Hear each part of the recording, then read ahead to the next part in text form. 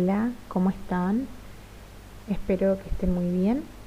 Vamos a continuar con las clases de Neurociencias 2. En este caso vamos a comenzar a ver el segundo sistema funcional de los tres que plantea Luria en su teoría. La unidad pasada terminamos de ver, concluimos con el primer sistema funcional y vimos cómo estaba relacionado con la atención, la orientación, la vigilia, el nivel de activación y el sueño como comportamiento, ¿sí? Ahora vamos a ver que este segundo sistema funcional está muy relacionado a funciones como la integración sensorial, la percepción y el almacenamiento de determinada información, o sea, con la memoria, ¿sí? Si bien no se encarga de el proceso de consolidación de la memoria, de alguna manera la corteza es como el almacén, tiene las redes que representan el almacén de determinado tipo de información, que después lo van a ver bien cuando vean las unidades en la unidad de memoria. Para poder empezar a hablar bien de este segundo sistema funcional, que está resaltada la parte posterior de la corteza, porque como vamos a ver, incluye todo este sector. La parte frontal o anterior de la corteza la dejamos reservada para la tercera unidad funcional. Para introducirnos ahí es necesario aclarar algunos conceptos básicos sobre los hemisferios cerebrales y la conformación cortical, que no están en la bibliografía de Luria, pero sí podemos acceder a ella a través del libro de Redolar, ¿sí? Escrito en el aula EVA voy a dejar el capítulo de Redolar, donde van a poder sacar esta información que les voy a brindar ahora acerca de los hemisferios cerebrales, ¿sí? Los hemisferios cerebrales incluyen la corteza cerebral y la materia blanca subyacente. O sea, recordemos que el encéfalo está conformado del lado externo por materia gris, que son los cuerpos neuronales, por eso es materia gris, y hacia adentro hay un mayor contenido de sustancia blanca, que está dada por las conexiones, los axones de las neuronas, ¿sí?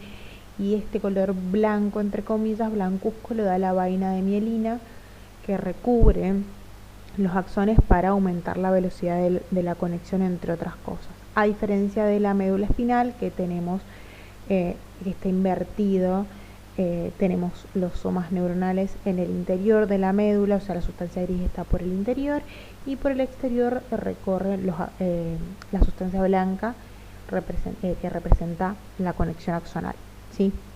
Entonces, bueno, tenemos la corteza cerebral y la sustancia blanca subyacente y los núcleos que podemos encontrar adyacentes a la corteza, ¿sí? Como vemos acá, y como hemos visto siempre cada vez que vemos la imagen de un cerebro por fuera, de un encéfalo por fuera, vemos que la corteza se caracteriza por pliegues, estas arruguitas que tiene, que le podemos llamar giros o circunvoluciones, y que estos rollitos, digamos, ¿sí? Que son los giros o circunvoluciones, y que los pliegues hacia adentro les podemos llamar surcos, si son más profundos les vamos a llamar fisuras. Esta configuración que tiene el cerebro le hace ahorrar espacio, ¿sí? Por eso comienza a tener estos pliegues, porque de esa manera ocupa mejor espacio, lo aprovecha mejor al espacio, ¿sí? Tenemos lugares bastante importantes y específicos que están indicados en estas figuras y nos van a servir para ubicarnos neuroanatómicamente, ¿sí? Tenemos una fisura cerebral longitudinal, que también se le llama interhemisférica, que separa los hemisferios, que es esta que tenemos acá, ¿sí? Que solo la podemos ver de costado, desde arriba, perdón, separa hemisferio izquierdo de hemisferio derecho. Y también tenemos la cisura central, que también se le llama cisura de Rolando, ¿sí? Y tenemos la cisura lateral, que también la llamamos cisura de Silvio. Estas dos son las principales del encéfalo, pero hay otras, ¿sí? Por ejemplo, acá tenemos la cisura poscentral, que es la que está posterior a la central, y tenemos la precentral, que es la que está anterior, antes de la cisura central. Son importantes también porque delimitan dos zonas corticales que van a ser importantes ahora en la explicación del segundo sistema funcional, ¿sí? Y a su vez tenemos los lóbulos, ¿sí? Fíjense que acá tenemos el lóbulo temporal, está remarcado con negrita, y que este lóbulo temporal tiene tres giros o circunvoluciones, que tienen el nombre según la ubicación. Tenemos el lóbulo, la circunvolución temporal inferior, la circunvolución temporal medial y la circunvolución temporal superior, ¿sí? Esta esquina que tenemos acá se suele llamar polo temporal, ¿sí? Después tenemos el lóbulo parietal, como está indicado acá, y también tenemos un parietal anterior que está en la parte de adelante del lóbulo parietal, ¿sí? Y tenemos un parietal posterior, ¿sí? Acá tenemos la cisura parieto-occipital que separa el lóbulo parietal del lóbulo occipital, ¿sí? Acá tenemos una circunvolución angular y acá podemos encontrar la circunvolución supramarginal, ¿sí? Y así vamos revisando las diferentes partes y los diferentes nombres de las fisuras y las circunvoluciones, pero me parece importante que ustedes lean y delimiten bien las fisuras y las circunvoluciones, porque esto les va a ayudar a ubicarse en el segundo sistema funcional, ¿sí? Acá también tenemos las ubicaciones de las circunvoluciones frontales, pero bueno, esto ya va a ser importante para ver la tercera unidad funcional, ¿sí? Cada hemisferio se divide en 5 lóbulos separados. Tenemos por un lado el lóbulo frontal, que encontramos acá, que representa más la parte motora, pero también tiene funciones cognitivas, por supuesto. Tenemos el lóbulo parietal, que es más somatosensitivo, ¿sí? O de sensibilidad general, como lo llama Luria, en referencia a las sensaciones corporales que nos llegan desde afuera, como puede ser el tacto, y también interoceptivas como sensaciones de dentro del cuerpo, de órganos internos viscerales, ¿sí?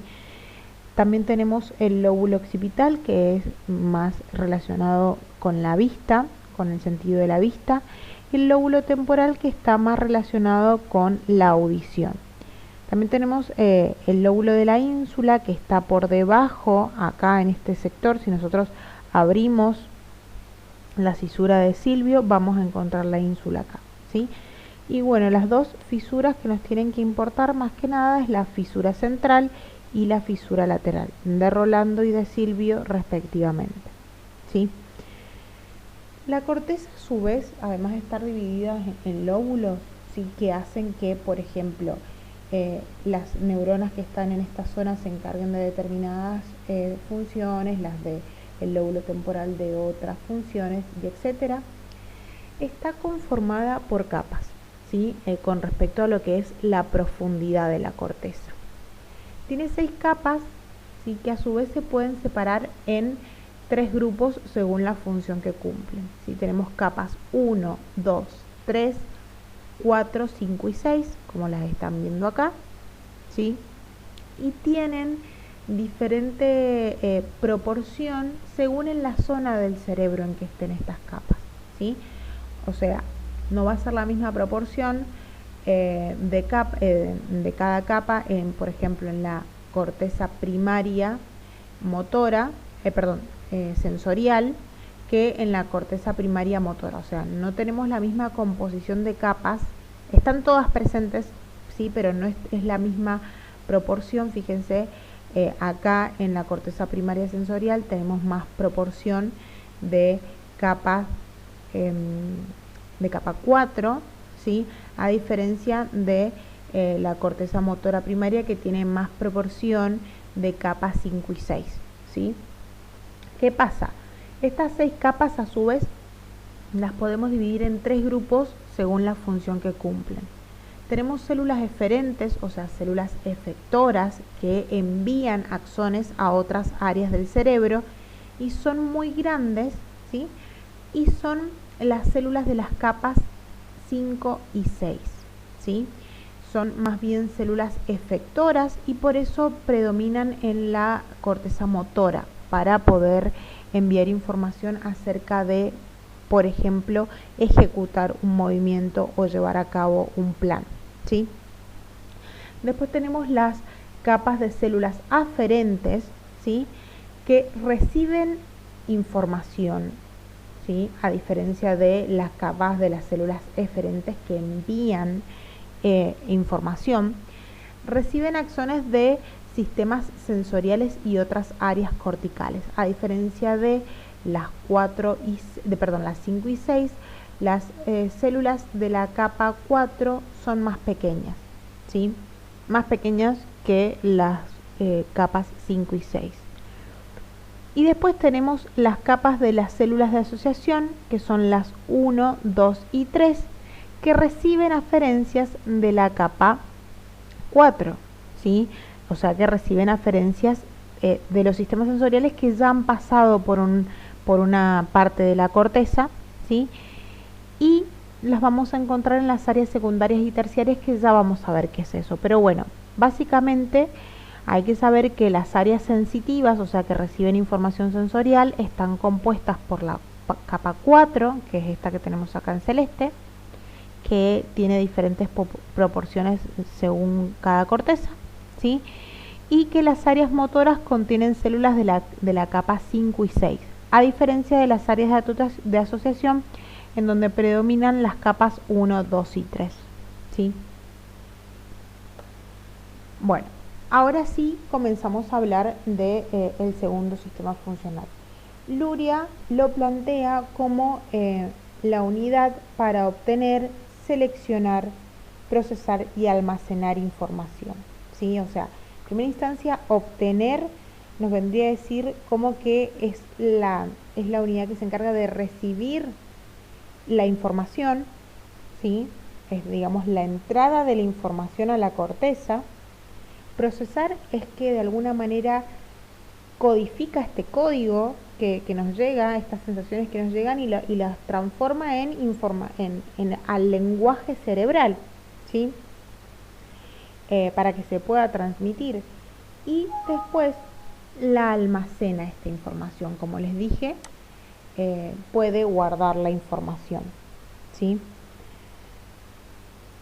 Entonces, de esta segunda unidad funcional del cerebro, digamos que la función primaria es la recepción, el análisis y el almacenaje de la información, ¿sí?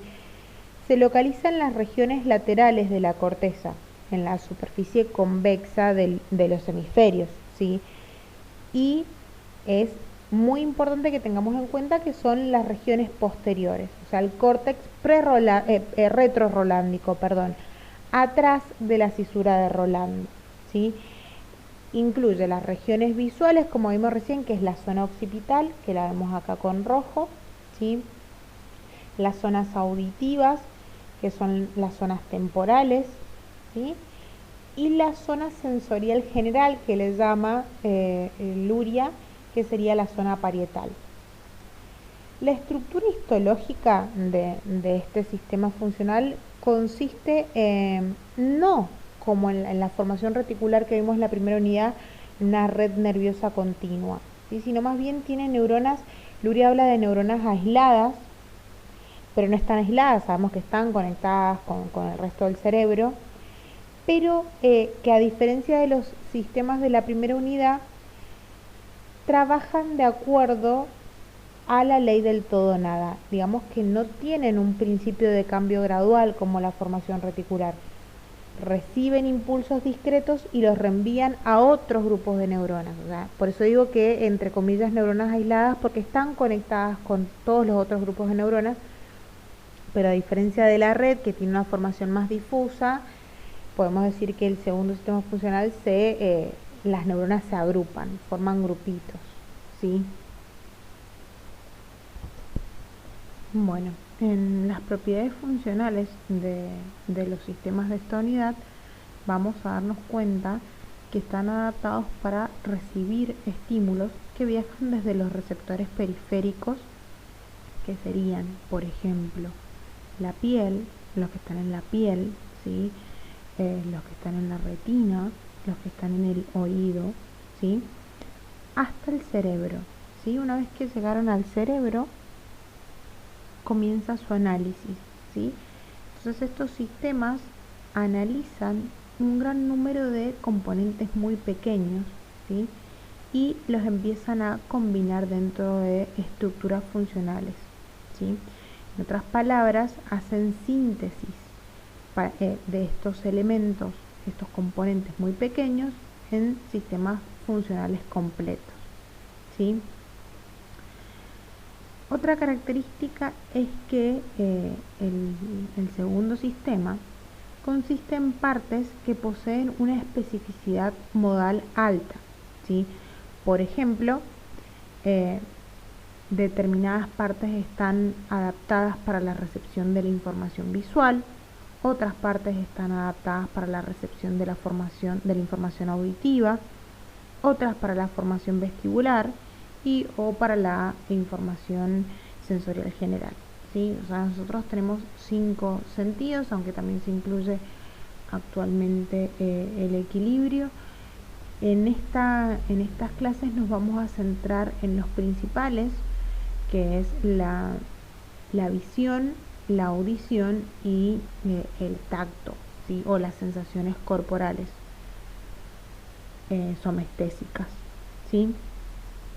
Entonces, bueno, a esto se refiere con la alta especificidad modal, ¿sí? Que tenemos zonas que se encargan particularmente de un tipo de recepción sensorial, ¿sí? También obviamente tenemos zonas en la corteza para la recepción olfatoria y gustativa, pero ocupan un lugar muy pequeño en la corteza. Si lo vemos acá en esta diapo, miren, acá está la recepción olfatoria y acá está la recepción gustativa, ¿sí? La base de este segundo sistema funcional está formada por áreas primarias. Esta es el primer peldaño o el primer acceso que tiene la información a la corteza, ¿sí? Estas áreas primarias les podemos llamar también áreas de proyección de la corteza, ¿sí? Consisten principalmente en neuronas de la capa 4, capa aferente, recordemos que lo habíamos nombrado al principio de la clase, ¿sí? La mayoría de las neuronas que se presentan en estas zonas primarias tienen una extremadamente alta especificidad, ¿sí?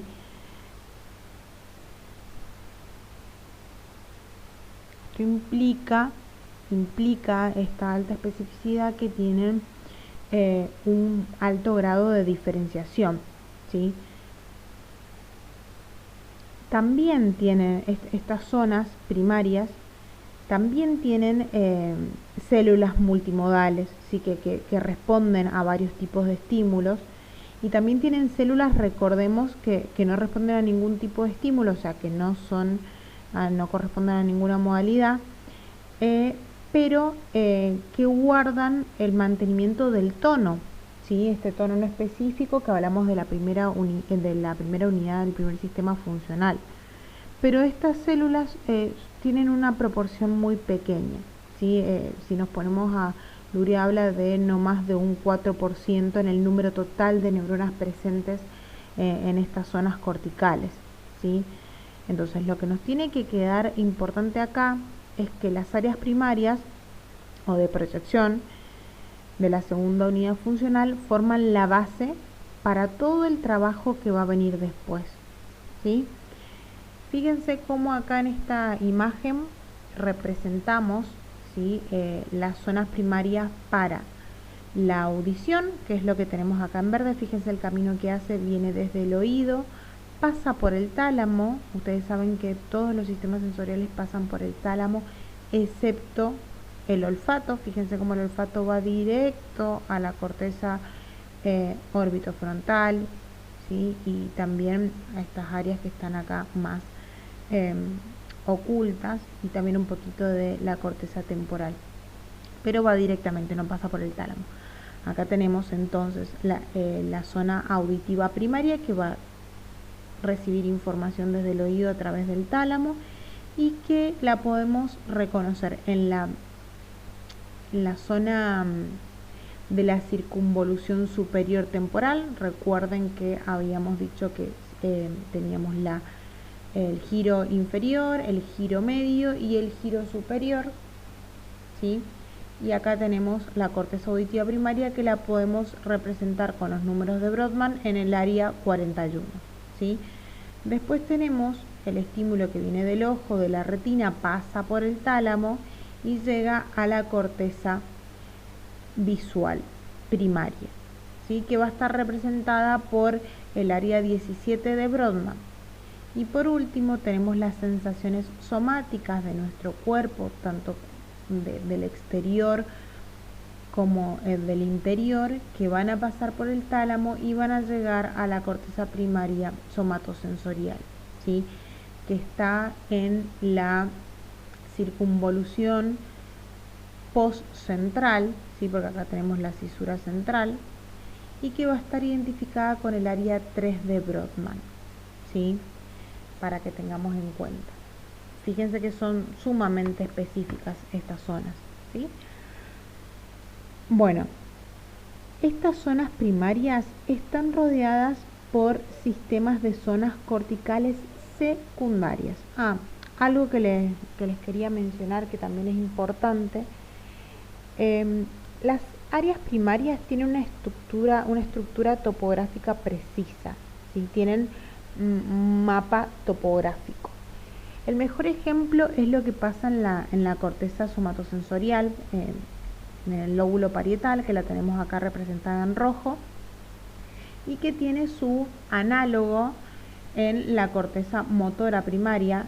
No vamos a ver ahora la corteza motora primaria, la vamos a ver en el tercer sistema funcional, pero tiene un funcionamiento muy parecido, una conformación muy parecida, estructura, en relación a la corteza somatosensorial primaria. Fíjense que el área somatosensorial primaria tiene un mapa topográfico de nuestro cuerpo, ¿sí? Es esta que vemos acá en rojo. La corteza motora primaria también lo tiene, que es la que vemos acá en verde. ¿Qué significa?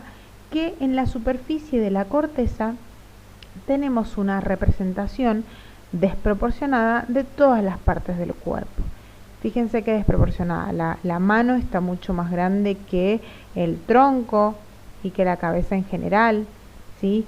Miren, la boca está mucho más grande que cualquier otra parte del cuerpo. Fíjense, ¿qué significa esto?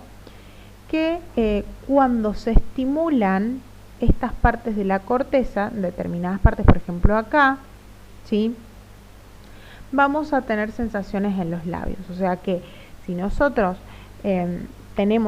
sentimos algo en nuestros labios, se va a activar esta zona de la corteza parietal, de la corteza sensorial somatosensorial primaria, ¿sí?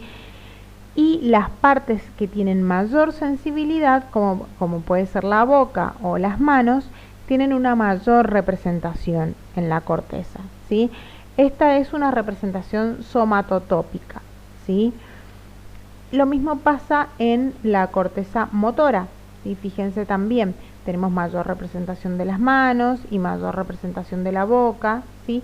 Y en este caso, ¿por qué es así? Porque las partes que necesitan motricidad más fina, como el movimiento de los dedos de la mano para manipular algún objeto, o en el caso de la boca para el lenguaje, el movimiento de la lengua, abarcan mayores zonas o zonas más grandes en la corteza, ¿sí? También las otras zonas primarias tienen una estructura en relación a la topografía. En el caso del área visual es retinotópica, o sea que diferentes partes de la corteza primaria visual se van a activar en función de la zona de la retina que se active, y esto va a tener mucho que ver con la localización espacial de lo que estamos viendo, con la conformación espacial de lo que estamos viendo. Y también la corteza auditiva va a ser tonotópica o cocleotópica, porque también se va a activar según la activación de la cóclea, ¿sí? De las diferentes partes, que tiene que ver, está en relación con los diferentes sonidos. Ya vamos a ver después más adelante el sistema auditivo y el sistema visual, ¿sí? Bueno, estábamos hablando de que las áreas primarias están rodeadas por sistemas de zonas corticales secundarias, que también las podemos llamar zonas gnósticas, que significan zonas de reconocimiento, que están de alguna manera superpuestas a ellas, a las zonas primarias. En estas zonas secundarias, la capa aferente 4 va a ceder la posición dominante a las capas 2 y 3, que estas, recordemos que eran células asociativas, tienen un grado de especificidad modal mucho más bajo, ¿sí? Es una composición que incluye más neuronas asociativas con axones cortos y permite combinar la excitación entrante de los sistemas funcionales necesarios para desempeñar una función sintética, ¿sí? Vamos a poner un ejemplo.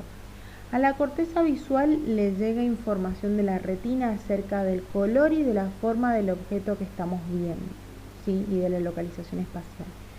Como vimos, esta conformación retinotópica hace que cada tipo de información llegue a partes diferentes de la corteza visual primaria. Y en las cortezas de asociación, o corteza secundaria, perdón, visual, toda esta información se va a integrar para hacer un estímulo visual acabado, ¿sí? Para hacer una síntesis de toda la estimulación visual que estamos recibiendo, pero sigue siendo modalmente específico, ¿sí? No lo va a integrar con otros sentidos. Tiene una estructura jerárquica, ¿sí?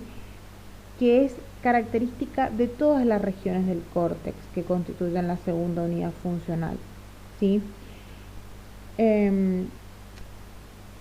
Con respecto al área visual primaria, que es el área 17 de Brodmann, recordemos que la nombramos, el área secundaria que la circunda sería el área 18 y 19 también de Brodmann, ¿sí? Que convierten esta proyección retinotópica de partes individuales de la retina en una organización funcional, ¿sí? Manteniendo esta especificidad modal visual, pero trabajan como un sistema organizador de estímulos visuales que llegan al área visual primaria, ¿sí? Si nos vamos al ejemplo de las áreas primarias de la corteza temporal, o sea, las auditivas, que es el área 41 de Brodmann, ¿sí? Esas áreas que les dije que eran cocleotópicas o tonotópicas responden solo a las propiedades de los estímulos acústicos y tienen esta organización topográfica precisa, pero también están rodeadas por las áreas secundarias auditivas, que las vemos acá en rosa más clarito. ¿Sí? Estoy tratando de ir lo más despacio posible, así pueden entender bien. Lo particular de las zonas primarias, ¿sí? Me había olvidado, por ejemplo, en los campos derechos de la visión de ambos ojos, envían la información a la corteza, pero ambos están representados en las zonas de proyección de la corteza visual únicamente en el caso de los campos derechos, solamente en las zonas del hemisferio izquierdo, ¿sí? Es decir, ambos campos derechos o zona visual derecha de los dos ojos se representan en las zonas primarias del hemisferio izquierdo, Y al revés, los campos izquierdos de la visión se representan en el hemisferio derecho. Entonces, las áreas visuales, las áreas de asociación auditiva serían las que están adyacentes a la corteza auditiva primaria. Fíjense que esto se repite, al igual que la corteza visual. Si tenemos la corteza visual primaria y el área visual secundaria adyacente, ¿sí? El área de asociación auditiva corresponde con el área 22 y parte del área 21 de Brodmann, ¿sí? Con respecto a la corteza sensorial general, o sea, el lóbulo parietal, que recordemos que las zonas primarias o de proyección están en el área, en el área 3 de Brodmann, que la tenemos acá en celeste más oscuro. También tiene adyacencia, las áreas secundarias, ¿sí?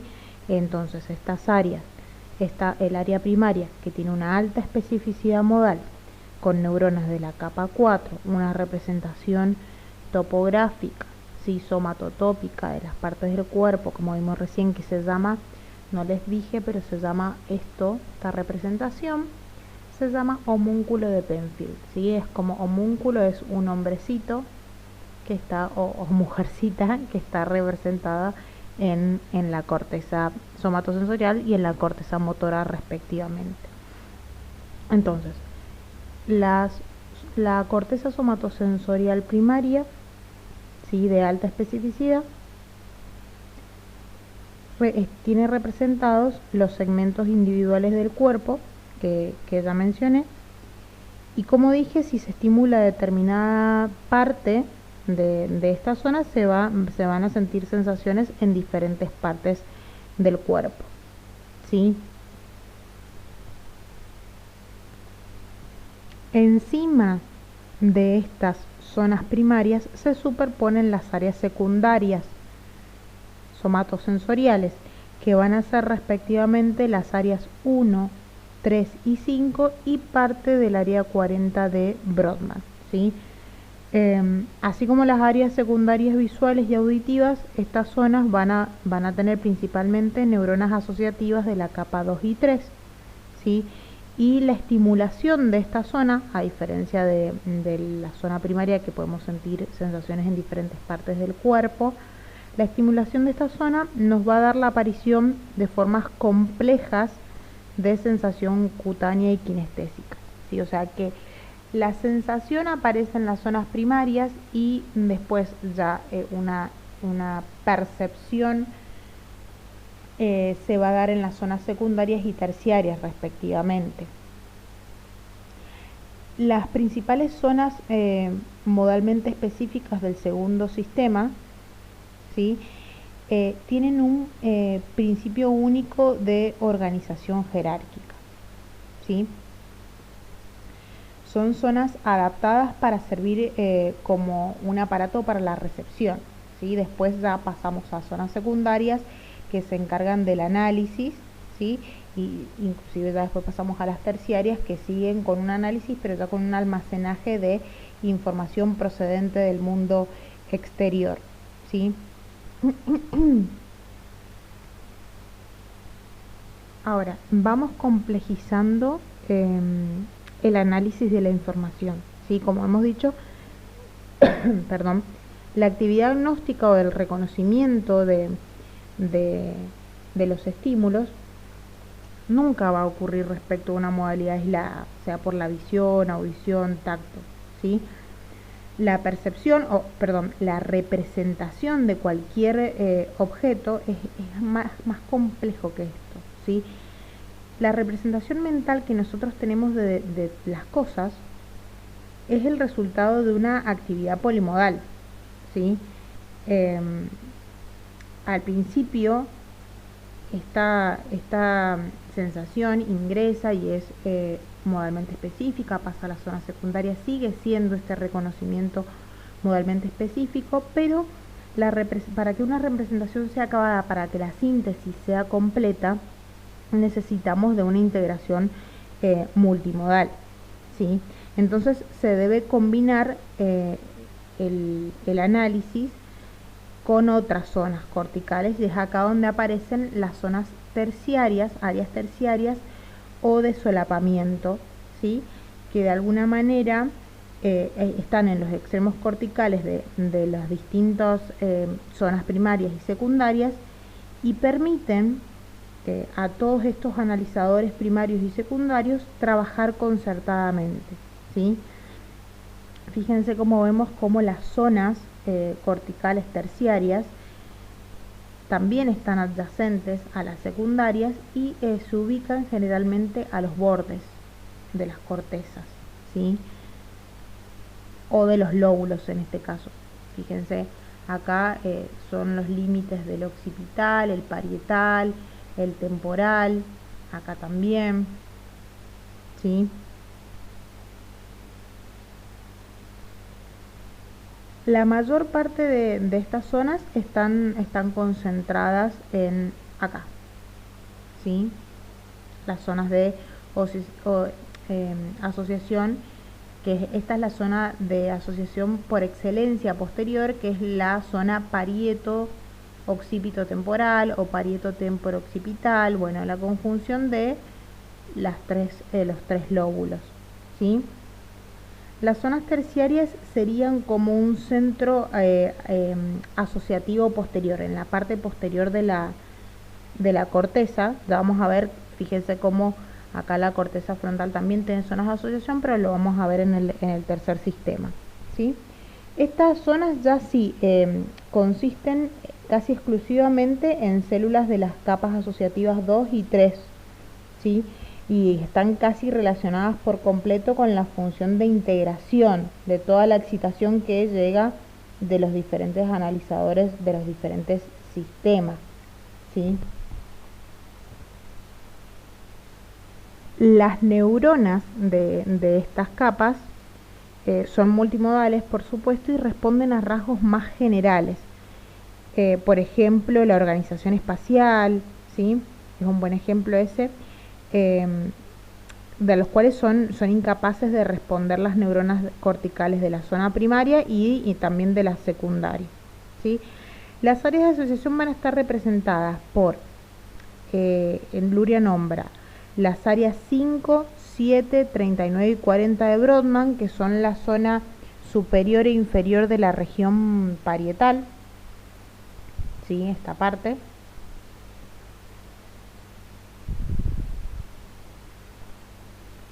¿Sí? Después el área 21 de la región temporal y áreas 37 y 39 de la región temporo-occipital, ¿sí? Por acá. El principal papel de estas zonas entonces básicamente es la organización espacial de todos los impulsos que les llegan de las otras áreas, ¿sí? Y como decía, es una zona de conversión de los estímulos sucesivos en un estímulo mucho más procesado, ¿sí?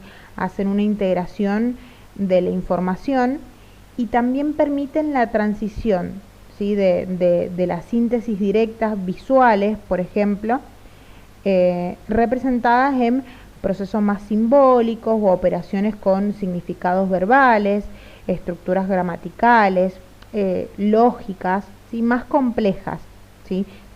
Relaciones inclusive abstractas. Las zonas terciarias de la región cortical posterior tienen un papel esencial en esto que les estoy diciendo, la conversión de la percepción concreta en un pensamiento abstracto. O sea que son las zonas que cumplen un papel relevante para la memorización de la experiencia organizada, ¿sí? Ya no solo para la recepción y codificación de la información como las otras zonas, sino también para el almacenaje, ¿sí? Bueno, este sistema que sirve para la recepción de codificación y almacenaje de la información va a estar regido por una serie de leyes. Vamos a hacer un pequeño resumen de las cortezas de asociación, que serían las secundarias y las terciarias, la diferencia entre las zonas de asociación secundarias y terciarias son básicamente la modalidad específica o no, ¿sí? O sea, las áreas sensoriales primarias proyectan sobre las cortezas de asociación adyacentes, que son las secundarias, que son las áreas gnósticas, en donde se produce una integración de todo lo que se ha recibido en la zona primaria y se llega a un reconocimiento modalmente específico, ¿sí? De hecho, las lesiones, las alteraciones en estas zonas producen agnosia, o sea, una falla en el reconocimiento del estímulo que nos está ingresando. Y las cortezas de asociación más alejadas reciben e integran aferencias de todas las modalidades para hacer ya la sensopercepción acabada, completa, ¿sí? Es ahí donde se produce la sensopercepción, en las áreas terciarias, ¿sí? Y también las áreas terciarias se relacionan con la memoria aparte de la percepción, ¿sí? Fíjense acá, ya incluye todas las áreas. Entonces tenemos áreas primarias y de asociación secundaria, acá marcadas por color más oscuro y más clarito, dependiendo de en celeste la zona visual, en celeste la zona somatosensitiva, en verde la zona visual, ¿sí? Y en naranja la zona auditiva. Y tenemos las cortezas multimodales terciarias. Acá están mejor representadas, ¿sí? Fíjense, el lila multimodal, corteza de asociación multimodal, ¿sí? Tenemos corteza de asociación también en las áreas celestes, somatosensorial, pero ya son secundarias estas celestes, y las azules son las primarias, auditiva acá, visual acá y somestésica en el parietal, ¿sí? Bueno, como les decía, este sistema, Luria habla de que va a tener una estructura topográfica de área primaria que recibe el impulso sensorial, manda los impulsos a la periferia, o sea, a las otras zonas, ¿sí? Y tiene mapas. Estas áreas primarias tienen mapas sensoriales modalmente específicos en cada caso, visuales, auditivos y corporales, ¿sí? Manda la información a áreas secundarias que encargan de procesar esta información. Continuamos con el procesamiento unimodal, ¿sí? Y tenemos un área terciaria, ¿sí? Que combina todos los datos procesados de todas las áreas secundarias y produce formas más complejas de actividad mental, como por ejemplo abstracción, ¿sí? Luria habla de que hay 3 leyes básicas que gobiernan la estructura de trabajo de estas regiones corticales, ¿sí? Que componen el segundo sistema cerebral, y que también van a aplicar a la próxima unidad funcional que vamos a ver en la otra unidad, ¿sí? Primero habla de la ley de estructura jerárquica de las zonas corticales, ¿sí? Después habla de una ley de especificidad decreciente de las zonas corticales jerárquicamente organizadas, y por último habla de una ley de lateralización progresiva de las funciones corticales. Vamos a comenzar a explicar primero la primera ley de la estructura jerárquica de las zonas corticales, ¿sí? Las relaciones entre las zonas corticales primaria, secundaria y terciaria, que responden a la síntesis que va siendo cada vez más compleja,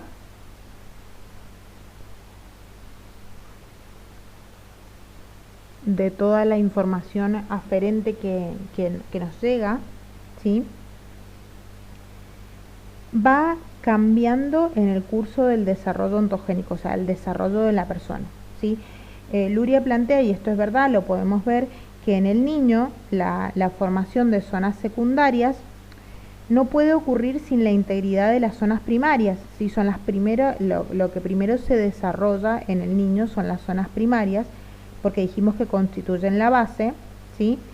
Y a su vez el trabajo adecuado de las zonas terciarias sería imposible sin el desarrollo adecuado de las zonas corticales secundarias o gnósticas, ¿sí? Que van suministrando el material y la información necesaria para crear estas síntesis cognitivas superiores que caracterizan a las zonas multimodales, ¿sí? Una alteración de las zonas inferiores, o sea, de las zonas primarias, ¿sí? Nos puede dar como resultado un desarrollo incompleto de las zonas superiores, secundarias y terciarias, ¿sí? Por la interacción que tienen. O sea que en el niño, en el desarrollo ontogénico, la interacción va a ocurrir de abajo hacia arriba, desde las zonas básicas, primarias, hasta las zonas terciarias, ¿sí? En cambio, en el adulto, las funciones psicológicas complejas, ¿sí? superiores, ya están formadas. Las zonas corticales superiores van a comenzar a asumir un papel dominante, las zonas de procesamiento multimodal. Incluso cuando percibimos al mundo, empezamos a organizar, a codificar nuestras impresiones en los sistemas lógicos y los vamos acomodando dentro de ciertos esquemas, y nosotros vamos percibiendo ya en relación con lo que tenemos almacenado, ¿sí? Entonces ahí vemos el claro ejemplo en donde las zonas terciarias, que son las superiores, empiezan a controlar el trabajo de las zonas secundarias, ¿sí? que están subordinadas, y que las zonas secundarias, si están afectadas por alguna lesión patológica, las zonas terciarias van a poder de alguna manera compensar este trabajo. O sea que acá la interacción va a ser desde arriba hacia abajo, ¿sí? Entonces, resumiendo, ¿sí? Las zonas corticales van a tener una estructura jerárquica, y que en el caso de las primeras etapas del desarrollo, las zonas terciarias o de mayor complejidad van a estar supeditadas a las primarias, ¿sí? Que haya un buen desarrollo de zonas primarias y secundarias, y después, a medida que vamos creciendo y las zonas terciarias se van desarrollando y ya nuestras funciones cognitivas superiores están conformadas, van a influir muchísimo en el procesamiento inicial de la información sensorial que nos está llegando. ¿Sí? Esto se ve, las zonas primarias y secundarias se mielinizan antes que las zonas terciarias, y ahí, una vez que ya están mielinizadas y están bien conformadas las zonas terciarias, y nosotros somos capaces de generar procesos abstractos, de clasificar, de almacenar información, esa información almacenada va a influir en nuestras percepciones y en cómo recibimos la información, ¿sí? Después pasamos a la segunda ley, que es la ley de la especificidad decreciente de las zonas corticales jerárquicamente organizadas que componen este segundo sistema funcional. Vimos que las zonas primarias tienen una especialidad modal máxima, ¿sí? Y sin embargo, no obstante, las zonas corticales secundarias tienen un predominio ya de capas superiores con neuronas asociativas. Y esta especificidad es muchísimo menor. Siguen siendo modalmente específicas, siguen teniendo una relación estrecha con el análisis de información sensorial específica, pero ya va reduciendo el tipo de procesamiento modal. ¿Por qué? ¿A qué me refiero con que las áreas de proyección de asociación secundaria va disminuyendo un poco porque la alta especificidad? Porque ya no están topográficamente compuestas estas zonas de la corteza y van integrando en cierto grado la información, ¿sí?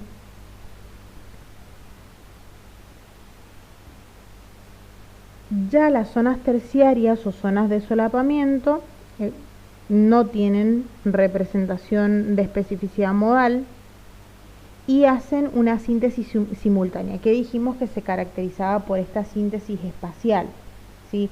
Tienen una función de carácter supramodal. Son responsables, dijimos, de la transición de la información directa, ¿sí? Modalmente específica, a una integración en esquemas más generales y abstractos de todo el mundo que estamos percibiendo, ¿sí? Un ejemplo concreto sería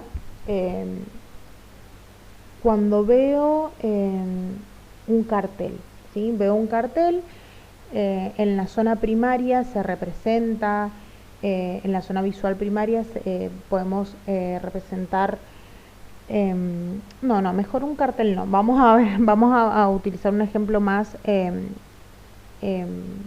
de muchas modalidades de integración modal.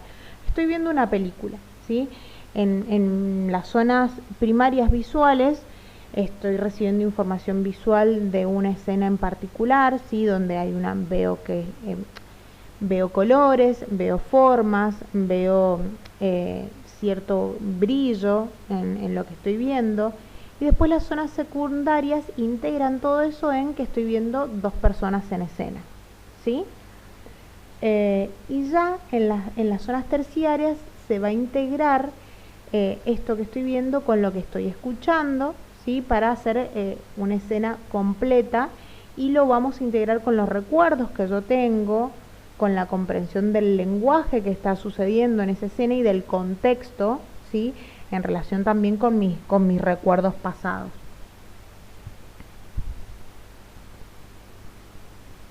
Entonces, va decreciendo la especificidad, pero en virtud de esto, las zonas terciarias se van volviendo capaces de ejercer un papel organizador e integrativo del trabajo de las áreas más específicas, ¿sí?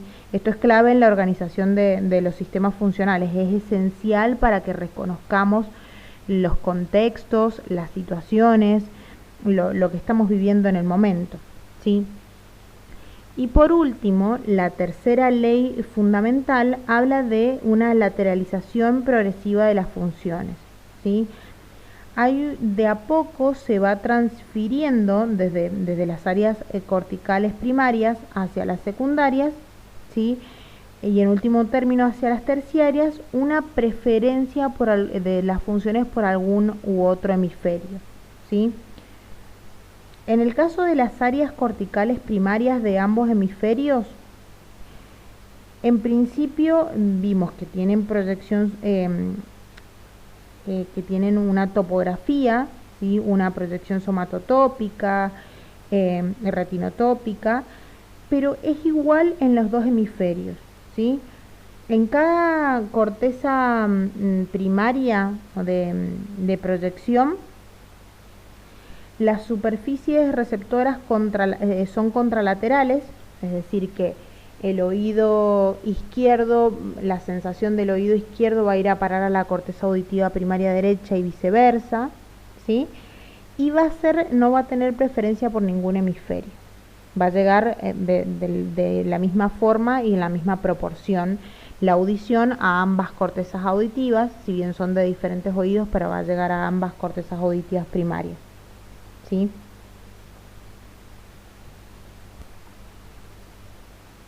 No hay problemas de dominancia a cargo. No es que el hemisferio derecho tiene mayor dominancia en la audición y el hemisferio izquierdo tiene mayor dominancia en la visión. No, las zonas primarias reciben por igual en la misma proporción las sensaciones.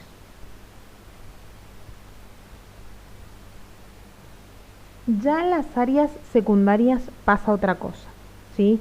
Las áreas secundarias tienen cierto grado de lateralización de las funciones que Lurie habla que no se ha encontrado en los animales, y les doy un ejemplo de un área secundaria muy importante, ¿sí?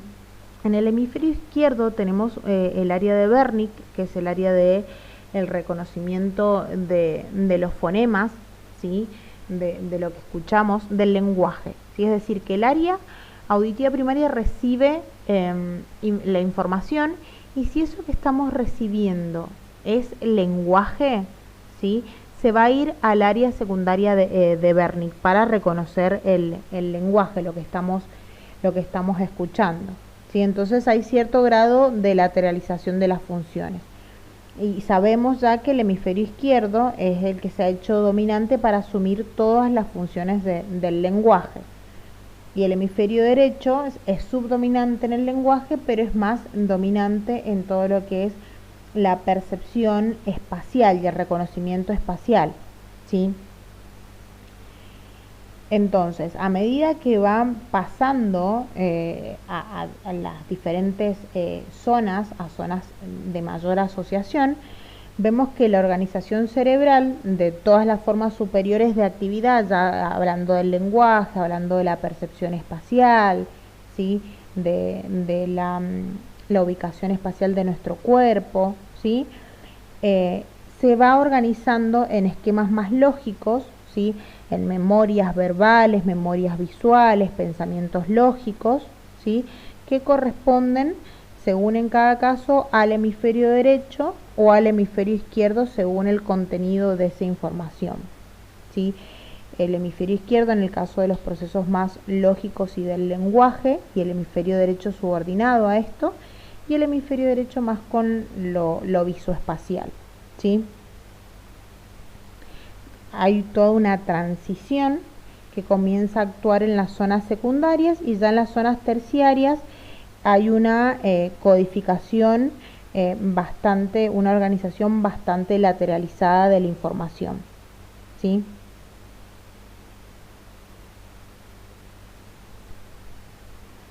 Bueno, creo que no me estoy olvidando de nada. Podríamos hablar también de la organización de las estructuras que forman parte del sistema. Ya dijimos que son jerárquicas, ¿sí? Bueno, vamos a hacer un breve resumen, ¿sí? El segundo sistema funcional quedamos entonces que es un sistema que recibe, codifica y almacena la información, ¿sí? Lo vamos a localizar en la parte posterior del cerebro, en la parte posterior de los hemisferios cerebrales, y tenemos ahí incluido el lóbulo parietal, el lóbulo temporal y el lóbulo occipital, ¿sí? Incorpora todas esas regiones que respectivamente las áreas visuales están en la corteza occipital, las áreas auditivas en la corteza temporal, y las áreas somatosensoriales van a estar en la corteza parietal, ¿sí?